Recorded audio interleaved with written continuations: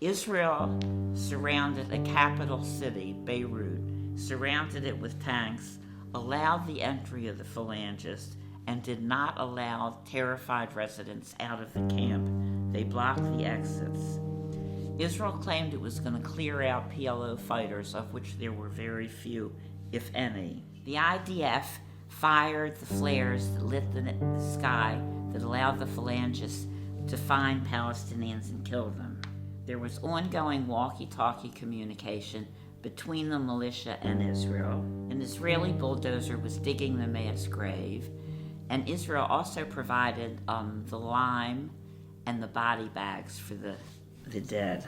And the soldiers at the forward command post could clearly see what was going on in the camps with binoculars. I'm Siegel. I'm a Jewish American nurse, and I volunteered to go to Beirut in 1982 after Israel's invasion of Lebanon because I wanted to help the Palestinians, and Israel was not speaking in my name. The immensity of the crime shocked the world. The refugee camps of Sabra and Shatila offered the softest of targets. When I got to Beirut, I was shocked. It was one of the saddest scenes I had ever seen. There were young men laying around. I mean, there were beds on the streets because there were so many wounded. There were arms, legs missing from people. There were young men that were blinded from the shrapnel, from the bombings. It was a horrible, horrible scene. And the streets were lined with all this Israeli military equipment that had been used. It was very, very sad. Houses had been destroyed. People's lives completely horrible. The massacre at Sabra and Shatila in September 16th to the 18th, 1982, involves 3 countries. It involves the United States, Lebanon, and Israel. The president-elect of Lebanon, Bashir Gemayel, was assassinated on September 14th. Following his assassination, the Israelis came to Lebanon, came to Beirut, and surrounded the entire camp with tanks and soldiers. They would not let anybody out of the camp, and they would not let anybody in except the Phalange. The Phalange are a Lebanese Christian militia who are the sworn enemy of the Palestinians. And this goes back to the Tel Zatar massacre in the 1950s. And Israel decided that it wanted to get rid of any Palestinian fighters that were still in the camp. This is post-PLO evacuation from Beirut. And so they were going to go and destroy any PLO fighters, of which there were very few. And so they allowed the Phalange to go in to do their work. The Phalange came in and started to kill people. They started to massacre people, but in the most horrendous way, with axes and knives. Some of these pictures, some of these stories are just horrendous. The Israelis shot flares into the air. One of the other physicians and myself, we went to the top floor of the hospital during this time, and we saw flares going up in the air and lighting up neighborhoods of the camp, followed by gunfire. What was happening is that it lit the way for the Phalange to go door and kill people.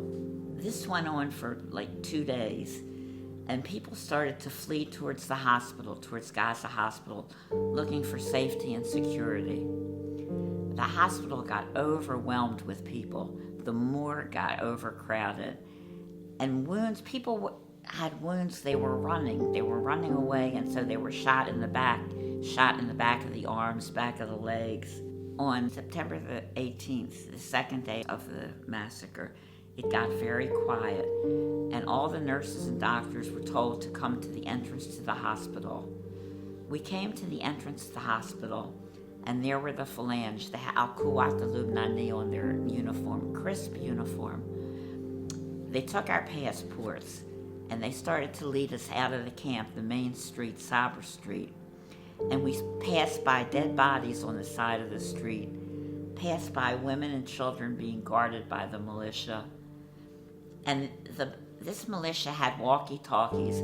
They were in constant communication with somebody, and I imagine it was with the Israelis. As we got towards the end of the camp, they put us up against a bullet-ridden wall, and they were about to shoot us.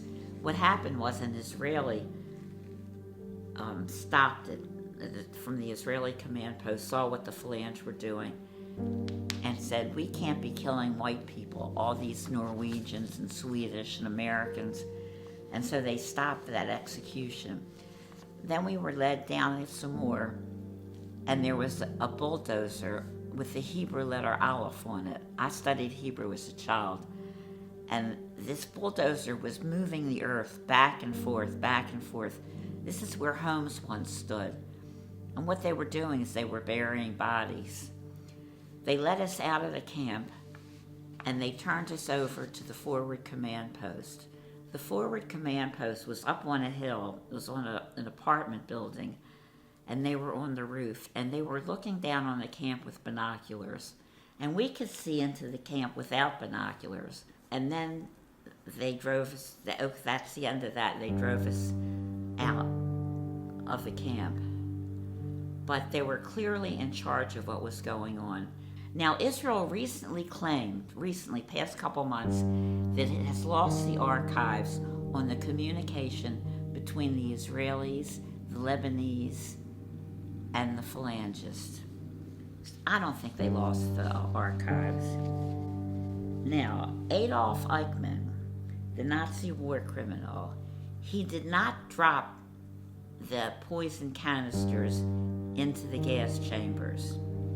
Ariel Sharon did not stick a knife or an axe into a Palestinian body, but he allowed the massacre to continue. He gave permission and allowed it to happen. Adolf Eichmann provided the transport of Jews, the rounding up of Jews. I don't see a big difference between either one of them. They're both war criminals. They both committed crimes against humanity.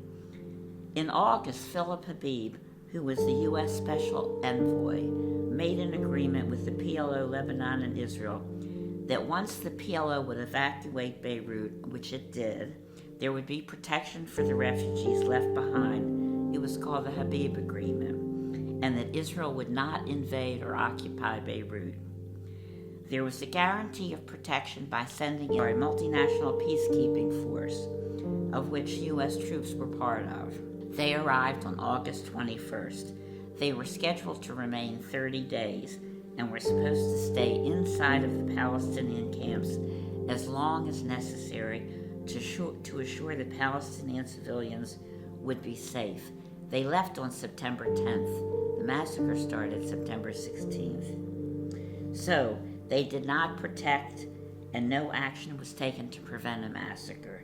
The U.S. needs to be accountable. It has some responsibility in this terrible event. And Lebanon just granted immunity to all the killers. So no justice. Palestinians are the most resilient people I've ever met. And they remain steadfast. And it's heartbreaking.